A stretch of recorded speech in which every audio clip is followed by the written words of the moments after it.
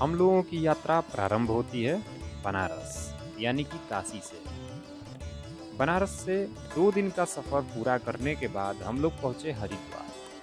हरिद्वार पहुँचने के बाद हम लोगों ने माँ गंगा का स्नान किया और वहीं पे मनसा देवी का भी दर्शन किया। दर्शन करने के बाद अगले दिन सुबह में हम लोगों का बस था, जो कि डायरेक्ट गंगोत्री के लिए नहीं मिला। ये सिर्फ मिला हम लोगों को उत्तरकाशी के लिए। उत्तरकाशी में हम लोग पहुँचे तो वहाँ स्नान करने के बाद शाम का वक्त हो चुका था, क्योंकि अब वहाँ से कोई अगला साधन नहीं मिल पा रहा था गंगोत्री के लिए। तो हम लोगों ने डिसाइड किया कि आज यहीं पे रात बितानी पड़ेगी, यानी कि उत्तरकाशी में ही रात बितानी पड़ेगी। और साथ में हम लोगों के थे लड्डू गोपाल। ये जो घटना हम लोगों के साथ हुई, ये घटना मतलब विस्तार में कभी दूसरे वीडियो में आप लोगों को बताएँगे। इतना समझ लीजिए कि जो गोपाल जी थे हमारे, उनकी कृपा हम लोगों पे उत्तरकाशी से लेकर के गोमुख तक उनकी कृपा हम लोगों के ऊपर बनी रही। तो चलिए बात करते हैं आगे की यात्रा के बारे। हम लोग उत्तरकाशी में रुके और वहाँ पे एक आश्रम हम लोगों को मिला, जो आश्रम का नाम था केदार मंदिर। वहाँ पे हम लोगों ने एक रात व्यतीत किया, वहाँ पे प्रसाद पाया, भगवान का पूजन आरती जो भी था सब कुछ हम लोगों ने किया। इसके बाद अगले दिन सुबह में ही तकरीबन 5 बजे बस था गंगोत्री के लिए। वहाँ से हम लोग गंगोत्री को प्रस्थान हुए और साथ में लड्डू गोपाल भी थे। यानी कि कह सकते हैं हम लोगों के साथ में लड्डू गोपाल नहीं, बल्कि लड्डू गोपाल के साथ में हम लोग थे। तो हम लोग का यहाँ से आगे का जो यात्रा था वो काफ़ी कष्ट वाला यात्रा था, क्योंकि इसमें जो हम लोग टाइम से नहीं पहुँच पाए बस में, और पूरा सीट बुक हो चुका था। लेकिन अगर हम लोग उससे नहीं जाते तो अगला बस बिल्कुल नहीं था, वो लास्ट बस था जिससे जाना था। हम लोग बिना सीट का ही खड़ा गंगोत्री पहुँचे। तकरीबन 100-150 किलोमीटर खड़े हम लोग बस से गंगोत्री पहुँचे। गंगोत्री में पहुँचने के बाद गंगा जी यानी भागीरथी में स्नान किया। स्नान करने के बाद गंगा माता के मंदिर में दर्शन पूजन किया और फिर हम लोग चले अपने रुकने के लिए कोई जगह देखने, यानी कि कहाँ रुका जाए। और हम लोग के पास इतना बजट था नहीं कि हम लोग कोई होटल वगैरह में रुक सकें। तो हम लोग चल दिए देखने के लिए कि कहाँ पे जिसका कि रुकने का चार्ज न लगे। और हम लोग पहुँचे दंडी आश्रम, यानी कि एक आश्रम है दंडी आश्रम। तो सोचिए उत्तरकाशी से ही हम लोगों को जो हमारे लड्डू गोपाल जी थे, उनकी कृपा बिल्कुल डायरेक्ट हम लोगों पे वो मिल रही थी, प्राप्त हो रही थी। तो वहाँ पे हम लोग दंडी आश्रम में पहुँचे, वहाँ पे हम लोगों को रहने का संत निवास मिल गया। वहाँ पे हम लोगों ने तकरीबन कह सकते हैं कि 5 से 7 दिन रहे वहाँ पे। तो 5 से 7 दिन लगातार वहाँ रहे, लेकिन हम लोगों का मुख्य जो लक्ष्य था वो जाना था गोमुख। लोग गोमुख जाने के लिए वहाँ पे पहुँचे थे गंगोत्री। तो कह सकते हैं कि 2-3 दिन तक हम लोगों को परमिशन नहीं मिल पाया। परमिशन सामान्य लोगों के लिए परमिशन जो है वो वन विभाग से लेना पड़ता है, जो कि लगभग 2 से ढाई 300 रुपये, यानी कि कह सकते हैं 500 रुपये तक का फीस है जाने के लिए एक पर्सन का। तो और वहाँ पे लिमिटेड है, मतलब कि वहाँ पे सिर्फ और सिर्फ एक दिन में 50 या 100 ऐसे ही कुछ लोग को परमिशन दिया जाता है जाने के लिए। और यहाँ हम लोगों को एक महात्मा मिल गए, कह सकते हैं कि वो डायरेक्ट शिव जी के दूत थे, जो कि आए हम लोगों को मदद करने के लिए। वही संत हम लोगों को मिले थे उत्तरकाशी में, जो कि उन्होंने ही मार्गदर्शन दिया हम लोगों को रहने का कि किस आश्रम में जाकर के क्या करना है और वहाँ पे रुकने का मतलब व्यवस्था हो जाए। तो कह सकते हैं कि शिव जी अपने दूत को हम लोगों के साथ साथ ही भेजे थे और वो यहीं से नहीं बल्कि वो हरिद्वार से हम लोगों के साथ थे। जिस बस में हम लोग आ रहे थे उसी बस में वो थे। तो कह सकते हैं कि भगवान की ही कृपा दृष्टि थी जो हम लोगों पे साक्षात बारिश हो रही थी कृपा की। आते हैं हम लोग परमिशन कैसे मिला हम लोगों को। तो परमिशन मिला, एक बगल में ही आश्रम था ईसावासी। वहाँ पे संतों के लिए निःशुल्क परमिशन दिया जाता है। तो हम लोग वहाँ पे एक दिन गए, वहाँ परमिशन नहीं मिला। दूसरे दिन बारिश होने लगा, इतना बारिश कि हम लोग तकरीबन 5 बजे बुलाया गया था, हम लोग नहीं पहुँच पाए। फिर दूसरे दिन पहुँचे वहाँ पे सुबह में। तो सुबह में हुआ कि आप लोग शाम को आइए 4-5 के करीब में, आप लोगों को परमिशन मिल जाएगा जाने के लिए। और फिर हम लोग शाम में पहुँचे। शाम में पहुँचे तो महाराज जी वहाँ पे आए थे।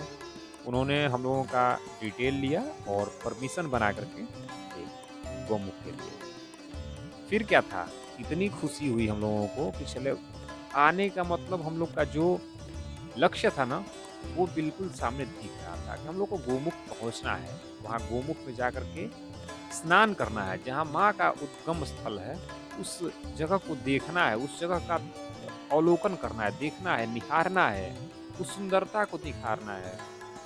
माँ की जो उद्गम स्थल है ना, बहुत ही दिव्य, मनोरम। यानी कि जब फोटो देख करके इतना दिव्य लगता है, तो सामने से कितना दिव्य लगता होगा, यही सोचते थे हम लोग। और वो सपना जो था, वो लक्ष्य जो था, सामने नजर आ रहा था। दूसरे दिन प्रातःकाल ही स्नान करने के बाद, संध्या वंदन करने के बाद, करीब 4 साढ़े 4 करीब हो रहे होंगे सुबह के, हम लोगों ने वहाँ से प्रस्थान कर दिया, आश्रम से प्रस्थान किया। इसके बाद हम लोग आगे स्टार्ट किए गंगोत्री, मतलब कि गंगोत्री जो कि गंगा माता है, भागीरथी, वहाँ पे थोड़ा सा मार्जन किया, यानी कि जल छिड़का और माँ को प्रणाम किया। माँ यात्रा सफल रहे, ऐसा कर कह के लोग वहाँ से 18 किलोमीटर की, जो कि गोमुख के लिए 18 किलोमीटर की चढ़ाई प्रारंभ कर दिया हम लोगों ने। वहाँ से हम लोग पहुँचे, आगे लगभग 2-3 किलोमीटर चलने के बाद चेक पोस्ट, वन विभाग का चेक पोस्ट, जहाँ की आपका परमिशन चेक किया जाता है। अगर परमिशन नहीं है आपके पास तो आपको वापस लौटा दिया जाएगा, क्योंकि बिना परमिशन का अंदर एंट्री मिलना असंभव है वहाँ से।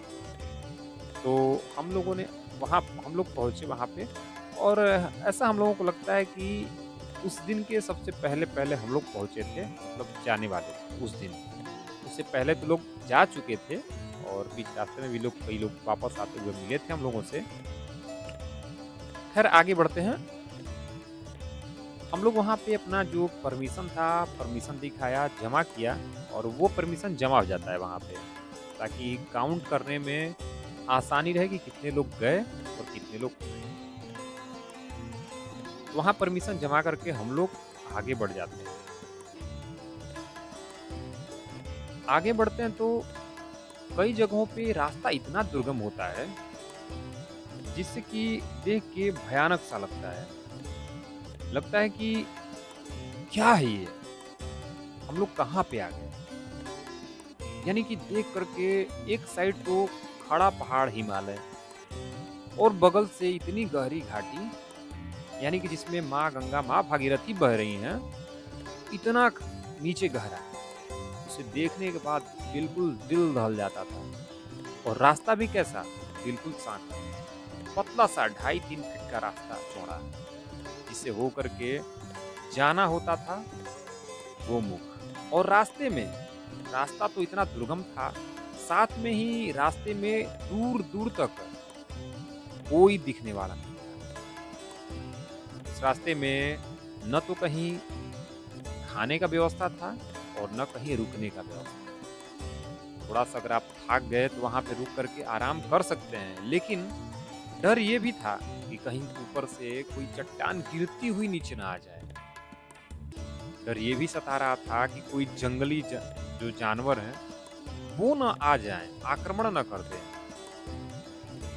सब कुछ था, लेकिन फिर भी मन में क्या था कि साथ में हमारे प्रभु हैं, हमारे गोपाल जी हैं, जो कि जब इतना दूर तक ला दिए साथ में अपने, तो आगे भी ला लेकर चले जाएँगे और हिम्मत बनता गया।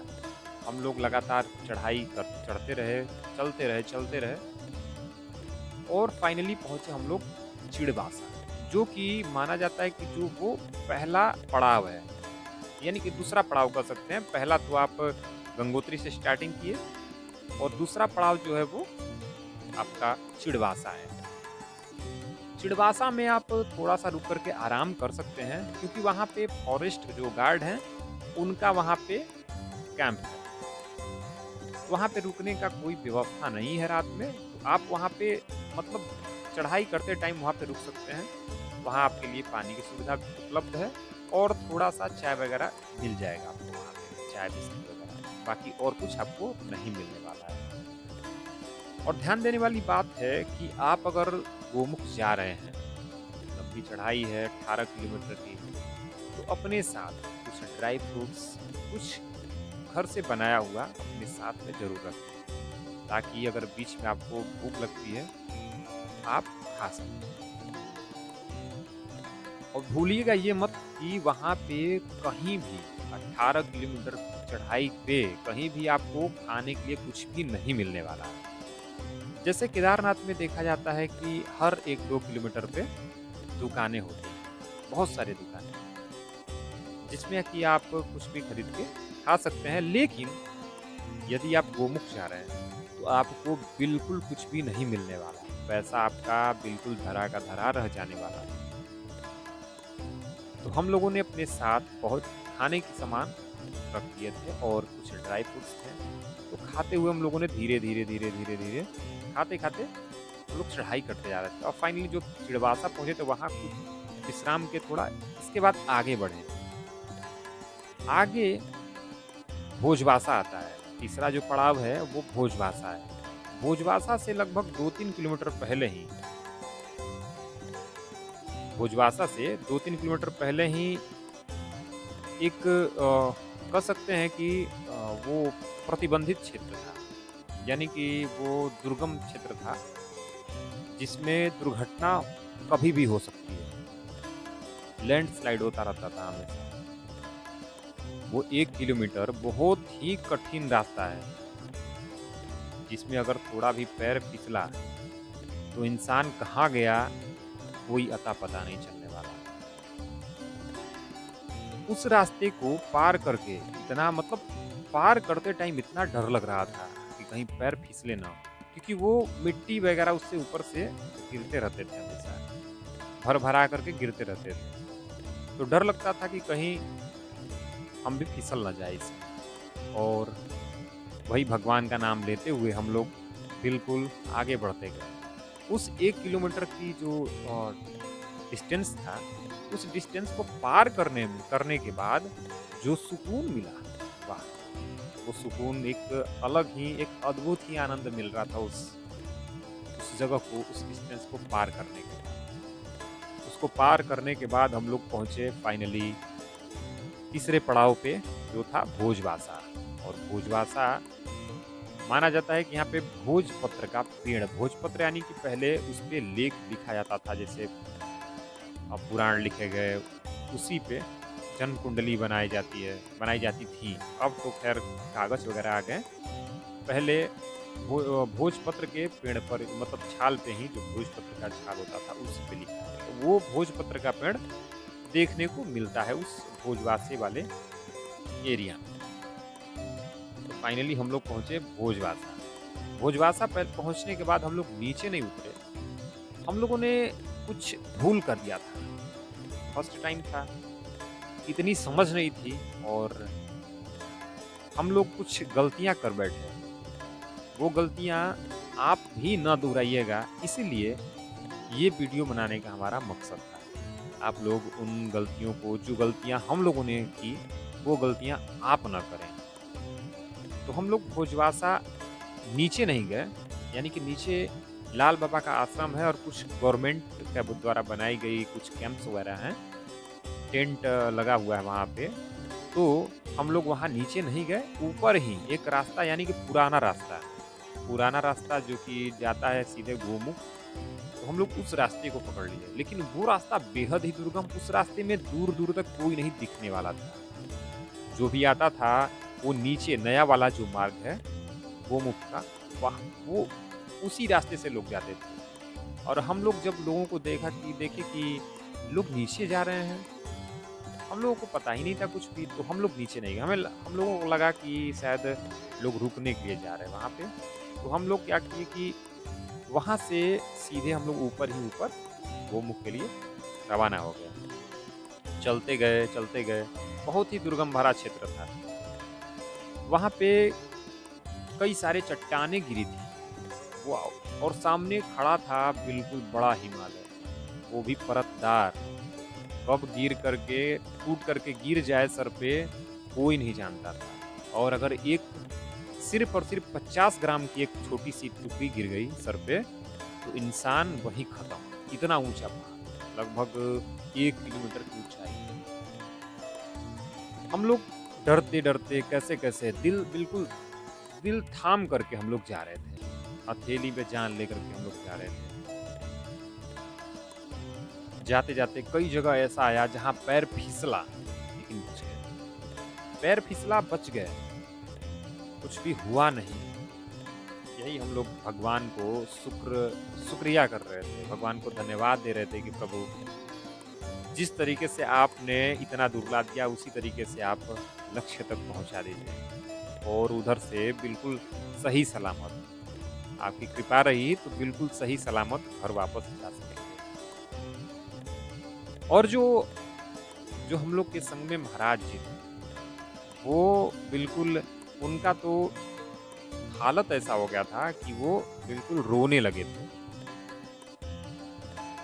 वो उन उन दुर्गम क्षेत्रों को देखकर, दुर्गम रास्तों को देख करके उनके मतलब रूह उनकी काँप गई कि ना, ना, ना, इधर हम जा ही नहीं सकते। फिर कैसे-कैसे करके हम लोग नीचे उतरे, उस चट्टानों से होते हुए पहुँचे।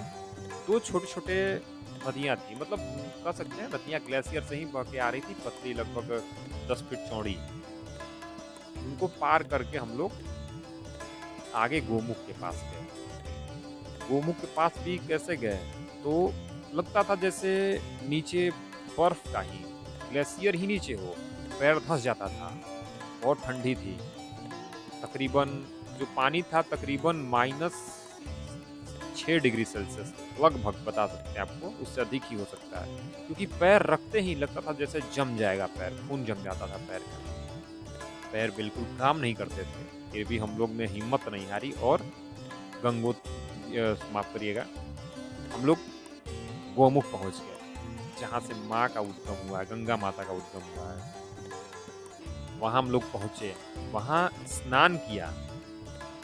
मैं तो जब स्नान करने गया तो स्नान करके जैसे ही मतलब निकलने के लिए सोचा, वहाँ पे मैं बिल्कुल गिरने वाला था, क्योंकि शरीर काम नहीं कर रहा था, पूरा शरीर सुन्न।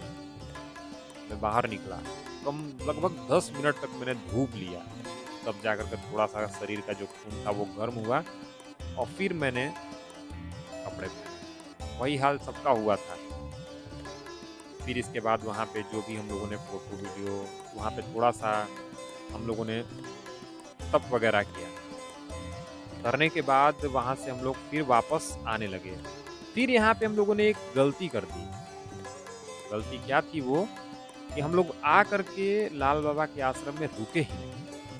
और होता क्या है कि लाल बाबा के आश्रम से उतर के ही जो ट्रॉली वाली होती है पार करने के लिए, उस भागीरथी नदी को, उनको पार करने के लिए जो ट्रॉली वाली लगी होती है, वो ट्रॉली, उससे हम लोग गए ही नहीं। और उसी से जाना होता है उस पार जा करके तब वो रास्ता, जो नया रास्ता है, वो थोड़ा सा सुगम रास्ता है। और मैं आप लोगों को कहूँगा कि ये गलती आप लोग बिल्कुल मत करिएगा जो हम लोगों ने की थी। आप लोग उस नए रास्ते से जाइएगा, क्योंकि वो ज़्यादा दुर्गम नहीं है, वो थोड़ा सुगम है और उस रास्ते में आपको लोग मिलते रहेंगे। तो उस रास्ते से आप जा सकते हैं गोमुख, जहाँ से गंगा माता निकलती हैं। मतलब कि भोजवासा से लगभग 6 किलोमीटर की दूरी पे गोमुख है। इसमें एक दिक्कत ये है कि वहाँ जाने के बाद आप डुबकी नहीं मार सकते हैं। वहाँ पे जो नए रास्ते से आप जाएँगे, उस रास्ते से पहुँचने के बाद आप डुबकी नहीं मार सकते, क्योंकि वहाँ पे बहाव उस साइड में तेज़ है गंगा माता का। बहाव तेज़ होने की वजह से आप उसमें डुबकी मार ही नहीं सकते, और वहाँ पे हो सकता है कि वो ज़्यादा गहरा हो। और जिस साइड से हम लोग गए थे, उस साइड में बहाव कम था और वहाँ स्नान बिल्कुल बढ़िया हुआ। तो ये चीज़ें हम लोगों को बहुत ही ज़्यादा अच्छा लगा, सुकून मिला कि चलो कम से कम इस दुर्गम रास्ते से आए, तो डुबकी तो लगा लिए, और उस रास्ते से आते तो डुबकी नहीं लगा सकते, क्योंकि वहाँ पे बहाव ज़्यादा था, गहराई भी थी। तो लोग आते थे, जल थोड़ा छिड़क लिए, या फिर जिसको नहाना था वो लोटा वगैरह से, मग से नहा लेता था। लेकिन जो आनंद डुबकी लगाने पे, वो आनंद आपको लोटे से नहीं मिलेगा। खैर, आते हैं आगे। वहाँ से हम लोगों ने जल लिया, एक 5 लीटर डब्बे में जल लिया, गंगा जल। वहाँ से जल को साथ में लेकर के, साथ में मतलब पहले से तो ही लगभग 15 कह सकते हैं 15 किलो के लगभग में वजन था शरीर पे। साथ में एक 5 लीटर गैलन पानी का। उस दुर्गम रास्ते से होते हुए हम लोगों ने दुर्गम क्षेत्रों को पार करते हुए पहुंचे भोजवासा। और गलती क्या किए थे कि इस बार भी हम लोग भोजवासा रुके ही नहीं वापस आते टाइम। और होता क्या है कि वापस आते टाइम रुक जाना चाहिए वहाँ पे, और ये गलती आप लोग बिल्कुल मत करिएगा। आप लोग वहाँ पे रुक जाइएगा आते टाइम, रिटर्न होते टाइम, और दूसरे दिन सुबह में ही वहाँ से निकलिएगा, ताकि आप लोग जो थकान होगा, थकान भी खत्म हो जाएगा और आराम से नीचे आप लोग गंगोत्री पहुँच जाएंगे। और हम लोगों ने क्या किया कि वहाँ से बिना रुके हम लोगों को लगा कि हम लोग पार कर जाएंगे, और नहीं पता था हम लोगों को, ये भी हम लोगों ने सोचा कि अगर देर हो जाता है, अगर रात हो जाती है, तो हम लोग विश्राम कर लेंगे वही चिड़वासा में, क्योंकि चिड़वासा भोजवासा मतलब वास करने का जो जगह है, रुकने का जो जगह है, उसी को भोजवासा चिड़वासा का नाम दिया गया है। तो हम लोग सोचे कि चिड़वासा में रुकने का व्यवस्था होगा। पहले से हम लोगों को कुछ पता नहीं था इस सब के बारे में। हम लोग वहाँ पहुँच गए रात के करीब तकरीबन 8 बज रहे होंगे, और चिड़वासा पहुँच चुके थे। चिड़वासा पहुँचने के बाद पता चला कि यहाँ रुकने की कोई सुविधा नहीं है। फॉरेस्ट डिपार्टमेंट वाले फॉरेस्ट गार्ड जो थे, उन्होंने कहा कि आप लोग नीचे जाइए। उन्होंने मतलब थोड़े से रूडली टाइप में बोला कि आप लोग क्यों नहीं रुक गए वहाँ पे भोजवासा में, क्योंकि वहाँ पे रुकने का व्यवस्था है और खाने का भी व्यवस्था है। फिर क्या था, हम लोग वैसे ही बिल्कुल शरीर जवाब दे चुका था, पैर से चला नहीं जा रहा था, और रात भी हो गई थी, ठंडी भी होने लगी थी, मतलब ठंडी भी पड़ने लगी थोड़ा। हम लोग टेंशन में थे कि आखिर रुकेंगे क्या। लेकिन फिर हुआ क्या, मन में हमारे आया कि मतलब उन लोगों से हम लोग 2-3 बार बोल चुके थे, वो लोग मना कर दिए, बोले कि जाइए आप लोग नीचे, यहाँ रुकने की कोई सुविधा नहीं है। तो मेरे मन में आया कि कोई नहीं, हमने ठाकुर जी से बोला, गोपाल जी से, अपने लड्डू गोपाल से, चलिए कोई नहीं, आप रह लेंगे ठंडी में बाहर, तो हम लोग भी रह लेंगे, इसमें क्या है, जैसे आप वैसे हम। फिर क्या था कि जस्ट 5 मिनट बाद वही बंदा जो कि मना कर रहा था कि रहने का जगह नहीं है, रहने की सुविधा नहीं है कोई यहाँ पे, आप लोग जाइए नीचे, वही आकर कह रहा है, पूछ रहा है हम लोगों से कि कहाँ से आए। लोगों ने बताया काशी से आए। उसने बोला कि वहाँ पे आप लोग भोजवासा में क्यों नहीं रुके। लोग बोले पता नहीं था हम लोगों को, क्योंकि हम लोग नए नए थे इस रास्ते में, इस यात्रा में। तो फिर उसके पता नहीं उसके मन में क्या आया, बोला कि अच्छा ठीक है, आइए आप लोग, एक हमारे गेस्ट है उनको डिस्टर्ब मत करिएगा, आइए आराम कर लीजिए। उसने बिल्कुल वहाँ पे हम लोग को रजाई तो सब कुछ दिया, ओढ़ने को बिछाने को सब कुछ दिया। आधे घंटे बाद आकर पूछता है, महाराज जी भोजन करेंगे, दाल चावल है। हम लोग को इतना थक चुके थे कि भूख गायब ही हो चुकी थी, और हम लोग बिल्कुल सो गए थे। सुबह नींद खुली हम लोगों के 5 बजे। 5 बजे जगे, फ्रेश हुए, मुँह हाथ धोए, इसके बाद वहाँ से हम लोग नीचे के लिए यानी गंगोत्री के लिए प्रस्थान किए। गंगोत्री पहुँचने के बाद जब मतलब इतना अच्छा सुकून था वहाँ पे पहुँचने के बाद कि चलो कम मतलब इतना दुर्गम रास्तों को पार करके हम लोग नीचे आ गए थे। और जब स्नान किया ठंडे-ठंडे पानी से, पूरा शरीर का दर्द ही खत्म हो गया। और फिर आगे आश्रम में, एक दिन आश्रम में ही बिताया हम लोगों ने, दंडी आश्रम में। वहाँ विश्राम करके फिर वहाँ से हम लोग हरिद्वार के लिए प्रस्थान कर गए। हरिद्वार के लिए सुबह में 4 बजे के करीब हम लोगों ने बस पकड़ा और वहाँ से निकल आए हरिद्वार। हरिद्वार पहुँचने के बाद वहाँ से फिर हम लोग जैसे गए थे बिल्कुल वैसे ही बनारस आ गए। और ये थी हम लोगों की गोमुख की यात्रा वृत्तांत। काशी से गोमुख की यात्रा वृत्तांत था हम लोगों का। इस तरीके से हम लोग उन क्षेत्रों को, उन रास्तों को, दुर्गम रास्तों को पार करते हुए गोमुख पहुंचा था। ये शब्दों में बयान नहीं कर सकते क्योंकि वो जो फील था, वो फील बिल्कुल जुबान से बयान करने लायक है ही नहीं। उसको तो महसूस किया जा सकता है। और इतना रोमांचक यात्रा था जिसे सोच-सोच के काफ़ी अंदर से रोमांचित हो जाते हैं हम लोग। तो ये थी हमारी हम लोगों की गोमुख यात्रा की तस्वीर। आशा करता हूँ कि ये यात्रा वृत्तांत सुन कर के आपको काफ़ी अच्छा लगा होगा। और यदि आप गोमुख जाना चाह रहे हैं तो हमारे जो हम लोगों ने हमने नियम बताए हैं उन नियम को आप फॉलो ज़रूर करिएगा। जिस रास्ते को हमने बताया उस रास्ते को आप ज़रूर अपनाइएगा, क्योंकि नहीं तो अगर नहीं करते हैं ऐसा तो आप भी फँस सकते हैं हम लोगों की तरह उस रास्तों में, उस दुर्गम रास्ते में। तो मिलते हैं अगले वीडियो में लेकर के ही ऐसे ही कोई यात्रा वृत्तांत, कोई यात्रा लेकर के मिलते हैं आप लोगों के समक्ष। तब तक के लिए जय हिंद, वंदे मातरम, भारत माता की जय।